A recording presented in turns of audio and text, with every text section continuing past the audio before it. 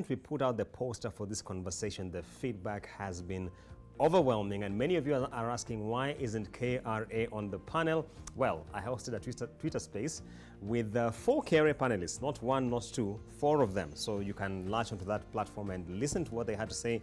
But for tonight, we have Robert Oreru, partner at Ichiban. Welcome on set, sir. Thank you very much, Julian.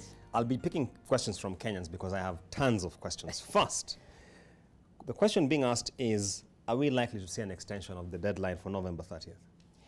Well, I certainly hope we will be seeing an extension, Julian, for the simple reason that there are still quite a number of taxpayers who have not complied. And with the deadline looming, the question for Revenue Authority really is, do we punish taxpayers who are struggling to comply, or do we facilitate them to comply? And I know there's been 2 extensions before, but really Revenue Authority should consider extending this deadline because a lot of taxpayers are struggling.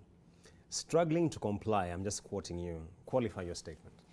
So when you say struggling to comply, there are various facets here. Number one, we've got about 19 approved suppliers of these gadgets. And if you remember the first extension in July, there are a lot of people who had paid for these gadgets, but the gadgets had not yet been delivered. So that's the first thing, supply constraints. Number two, you've got the gadgets delivered, but they have not yet been fiscalized. They have not yet been linked to the system. Yeah. So you've got the devices, but they have not been linked to the system. 3, you've got some suppliers who've got technical issues. For example, there is a case where a taxpayer has bought a gadget in April, but they have not yet been able to link it with the Revenue Authority.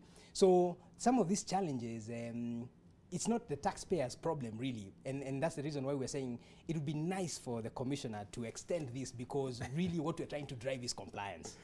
Robert, it looks like you're pushing for extensions ad infinitum.